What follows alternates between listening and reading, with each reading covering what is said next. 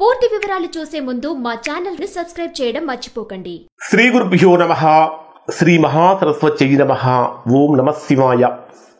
Narayana Sastry astrology channel వీక్షిస్తున్నటువంటి ప్రేక్షక మహాశీలకు స్వాగతం, సుస్వాగతం. ఈరోజు మనము 2025 సంవత్సరం ఫిబ్రవరి నెల 1వ తేదీ నుంచి 15వ తేదీ వరకు కుంభరాశిలో జన్మించిన వారికి ఏ విధంగా ఉందో తెలుసుకుందాం.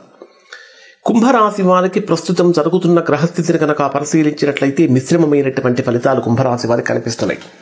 ప్రధానంగా తీసుకుంటే అధికమైనటువంటి ఖర్చులు కుంభరాశి వారిని నెలలో ఉక్కిరి బిక్కిరి చేస్తాయి.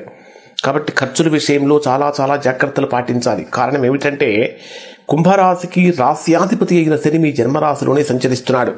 రాస్యాధిపతి అయిన శని మీ జన్మరాశిలో సంచరించేటప్పుడు ఒక రకంగా అనుకూలత, అంటే చేసేటటువంటి పనులలో స్వల్పమైనటువంటి అనుకూలత పెరుగుతుంది. కానీ మీ జన్మరాశికి సప్తమాధిపతి మరియు అష్టమాధిపతి అయినటువంటి బుధుడు మీ రాశికి 12వ స్థానంలో వ్యయస్థానంలో సంచరిస్తున్నాడు.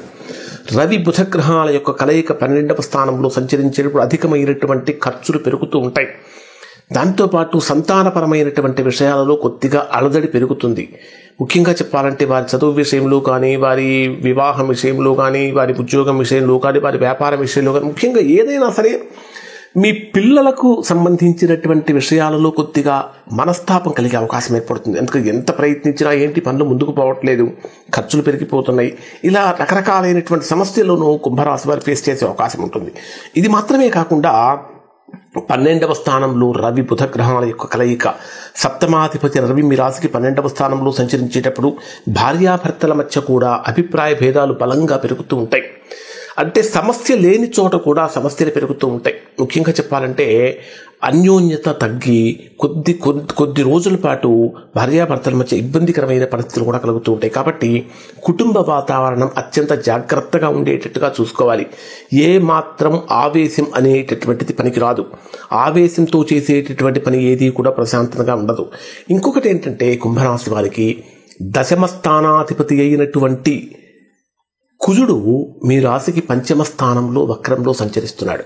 కాబట్టి మీరు ఉద్యోగం చేసేటటువంటి స్థలంలో కానీ, వ్యాపారం చేసేటటువంటి ప్రదేశంలో కానీ, మీరు ఎక్కడైనా సరే, అంటే మీరు ఏ ప్రొఫెషన్లో అయితే ఉన్నారో ఆ ప్రొఫెషన్లో ఆర్గ్యుమెంట్స్ అనేటటువంటివి ఏమాత్రము కూడా పనికిరాదు.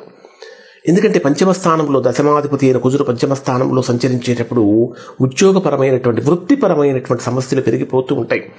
అంటే ఈ మాసంలో కుంభరాశి వారికి దైవ బలం చాలా తక్కువగా ఉంటుంది. కాబట్టి దైవ బలాన్ని పెంచుకోవాలి.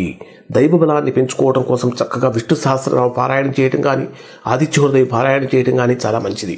దాంతోపాటు అనారోగ్య సమస్యలు అనేటటువంటివి కూడా ఇక్కడ కుంభరాశి వారికి కొద్దిగా వస్తూ ఉన్నాయి. అయితే ఒక ప్లస్ పాయింట్ ఏమిటంటే ఎంత ఖర్చు పెడుతున్నప్పటికీ కూడా ఏదో ఒక రకంగా ధనం అనేటటువంటిది కుంభరాశి వారికి అందుతుంది. కారణం ఏమిటంటే మీ రాశికి 4వ భాగ్యస్థానాధిపతి అయినటువంటి శుక్రుడు మీ రాశికి 2వ స్థానంలో ధనస్థానంలో ఉచ్చస్థానంలో సంచరిస్తున్నాడు. శుక్రుడు ఉచ్చస్థానంలో సంచరించేటప్పుడు ఏదో ఒక రకంగా ధనం అనేటటువంటి చక్కగా చేతికి అందుతూ ఉంటుంది. ఇన్వెస్ట్మెంట్స్ చేసేటటువంటి వారు బహు జాగ్రత్తగా ఉండాలి. మొదట్లో కొద్దిగా లాభాలు కనిపించినప్పటికీ తీవ్ర మొత్తంలో, అంటే పెద్ద మొత్తంలో కనుక ఇన్వెస్ట్ చేసినట్లయితే నష్టాలు సంభవించే అవకాశం అనేది ఏర్పడుతూ ఉంటుంది. 3వ స్థానాధిపతి అయినటువంటి కుజుడు 5వ స్థానంలో సంచరించేటప్పుడు అన్నదమ్ముల మధ్య లేదా మిత్రుల మధ్య ఏర్పడినటువంటి అభిప్రాయ భేదాలు తొలగిపోతాయి.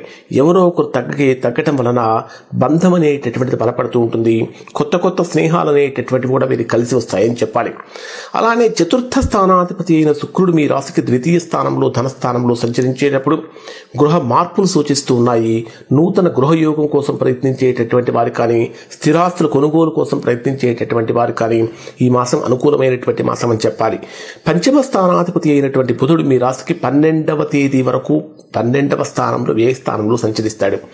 అంటే 12వ తేదీ వరకు పిల్లల విషయంలో చాలా జాగ్రత్తగా ఉండాలి. లేదా సంతానానికి సంబంధించిన అధికమైన ఖర్చులు అనేటటువంటి వీరికి ఎక్కువగా ఇబ్బంది పెడుతూ ఉంటాయని చెప్పాలి. అలానే జీవిత భాగస్వామి యొక్క ఆరోగ్యపరమైనటువంటి విషయాలను కూడా కొద్దిగా జాగ్రత్తలు తీసుకోవడం అనేటటువంటిది ప్రధానంగా చెప్పదగినటువంటి సూచన. 12వ తేదీ నుంచి రవి బుధ గ్రహాలు రెండూ కూడా మీ జన్మరాశిలో ప్రవేశిస్తాయి. అంటే 12వ తేదీ వరకు ఎలాంటి సమస్యలు అయితే మీరు ఫేస్ చేస్తూ ఉన్నారో 12వ తేదీ నుంచి ఆ సమస్యల యొక్క తీవ్రత తగ్గుతుంది. 12వ తేదీ నుంచి ఆలోచన పెరుగుతుంది. తద్వారా మంచి ఫలితం అనేటటువంటిది ఇక్కడ ఈ రాశి వారు పొందుతారు. అసలు డే వైజ్గా కనుక పరిశీలిస్తే కుంభరాశి వారికి ఏ విధంగా ఉంటుందంటే 1వ తేదీ ఉదయం నుంచి 3వ తేదీ రాత్రి 11:17 మధ్యలో ఉండేటటువంటి సమయంలో ఆర్థికంగా, ఆరోగ్యపరంగా నా అంతటి వాడు లేడు అనేటటువంటి భావన కలుగుతుంది. అంటే ఏ పని చేసినా నేనే చేయాలనేటటువంటి ఒక రకమైనటువంటి కొద్దిగా ప్రౌడ్నెస్ కూడా పెరుగుతుంది. అది తగ్గించుకోవాలి. మాట్లాడేటటువంటి మాట కొంచెం స్మూత్గా ఉండాలి. ఎక్కడా కూడా ఆవేశం పనికిరాదు. అంటే ఎదుటి వారిని ఆకట్టుకునేటటువంటి విధంగా ఉండాలి. ఇక్కడ కుంభరాశి వారు గుర్తుపెట్టుకోవాల్సినటువంటి ప్రధానమైన విషయం ఏమిటంటే వాగ్భూషణం సుభూషణం అనేటటువంటి విషయాన్ని మీరు గుర్తుపెట్టుకోవాలి. వాగ్భూషణం సుభూషణం అనేటటువంటి విషయాన్ని గుర్తుపెట్టుకుంటే తద్వారా మంచి రిలేషన్స్ మెయింటైన్ చేయగలుగుతారు. 3వ తేదీ రాత్రి 11:17 నుంచి 5వ తేదీ రాత్రి 2:17 మధ్యలో బంధువుల నుంచి కానీ, సోదరుల నుంచి కానీ ముఖ్యమైనటువంటి వార్తలు వింటారు. అవి మీకు కొద్దిగా ఆనందాన్ని కూడా కలిగిస్తూ ఉంటాయి.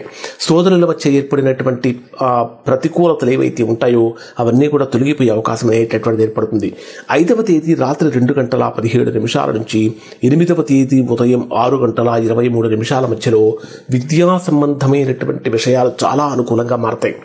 ఏదైనా సరే ఉద్యోగపరంగా ఏదైనా ప్రయత్నాలు చేస్తున్నట్లయితే, నిరుద్యోగులుగా ఉన్నటువంటి వారు ఏదైనా ప్రయత్నాలు చేసేటట్లయితే అటువంటి వారికి 5వ తేదీ రాత్రి నుంచి 8వ తేదీ ఉదయం మధ్యలో కనుక మీరు ప్రయత్నాలు చేసినట్లయితే ఆ ప్రయత్నం అనేటటువంటి అక్షయంగా మారుతుందంటే చక్కగా సక్సెస్ఫుల్గా ముందుకు వెళ్ళగలుగుతారని చెప్పాలి. అలాంటి ముఖ్యమైనటువంటి అగ్రిమెంట్స్ చేసుకోవడానికి కానీ, కాంట్రాక్ట్ మీద సైన్ చేయడానికి కానీ, లేదా ముఖ్యమైనటువంటి పనులు ప్రారంభించడానికి కానీ 6, 7 ఈ 2 రోజులు అనేటటువంటివి అత్యంత కీలకమని చెప్పాలి. ఈ 2 రోజుల్లో ఏ పని మొదలుపెట్టినా సరే చక్కగా సక్సెస్ఫుల్గా ఉంటుంది. ఆర్థికంగా డెవలప్మెంట్స్ కనిపిస్తూ ఉంటాయి. ఇక 8వ తేదీ ఉదయం 6:23 నుంచి 10వ తేదీ మధ్యాహ్నం వరకు ఉండేటటువంటి సమయంలో ఎవరికైతే కొన్ని బ్యాడ్ హ్యాబిట్స్ ఉంటాయి, బ్యాడ్ హ్యాబిట్స్ అంటే డ్రింకింగ్ హ్యాబిట్ కానీ ఇట్లాంటి హ్యాబిట్స్గా ఈ 2 రోజుల్లో దూరంగా ఉండాలి. దాంతోపాటు బెట్టింగ్స్ అలవాటు ఉన్నటువంటి వారు ఈ రోజుల్లో వాటికి దూరంగా కనుక ఉన్నట్లయితే ఆర్థికంగా నష్టపోకుండా ఉంటారు. ఇక 10వ తేదీ మధ్యాహ్నం 12 గంటల నుంచి 12వ తేదీ రాత్రి 7:45 మధ్యలో ఉండేటటువంటి సమయంలో ఆరోగ్య సమస్యలు బలంగా పెరిగే అవకాశం ఉంటుంది. కొంచెం శరీరం సహకరించకపోవటం కానీ, పని ఒత్తిడి పెరగటం కానీ, అంతర్గత శత్రువులు పెరిగిపోవటం కానీ, లేదా ఇప్పటిదాకా మీతో ఉన్నటువంటి వాళ్ళే మీ గురించి నెగిటివ్గా రిపోర్ట్ ఇవ్వటం కానీ ఇట్లాంటివి జరుగుతూ ఉంటాయి. కాబట్టి కొన్ని జాగ్రత్తలు పాటించండి.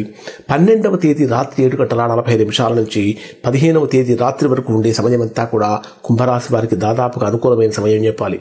అంటే 12వ తేదీ వరకు ఏర్పడినటువంటి ప్రతికూలతలన్నీ తొలగిపోయి 13వ తేదీ అంటే 12వ తేదీ రాత్రి వరకు ఏర్పడిన ప్రతికూలతలు తొలగిపోయి 13వ తేదీ నుంచి ఈ రాశి వారికి అనుకూలమైనటువంటి ఫలితాలు పొందుతారు. మొత్తం మీద కనుక పరిశీలించినట్లయితే కుంభరాశి వారికి మిశ్రమమైనటువంటి ఫలితాలు ఉన్నాయి. ఆది చోదయ పారాయణ చేసుకోవటం, విష్ణు సహస్రనామ పారాయణ చేయటం అనేటటువంటిది రాశి వారికి ప్రధానంగా చెప్పదగినటువంటి సూచన. ఇంకా ఎవరైనా సరే కుంభరాశిలో జన్మించినటువంటి వారు తీవ్రమైనటువంటి ప్రతికూలతలు కనుక పొందుతున్నట్లయితే అటువంటి సందర్భంలో ఒకసారి మీరు మీ వ్యక్తిగత జాతకాన్ని విశ్లేషణ చేయించుకొని దోషం ఎక్కడుందో తెలుసుకుని దోష నివారణ కనుక చేయించుకుంటే సత్ఫలితాన్ని పొందుతారు. ఇవి కుంభరాశికి సంబంధించిన ఫలితాలు. శుభం.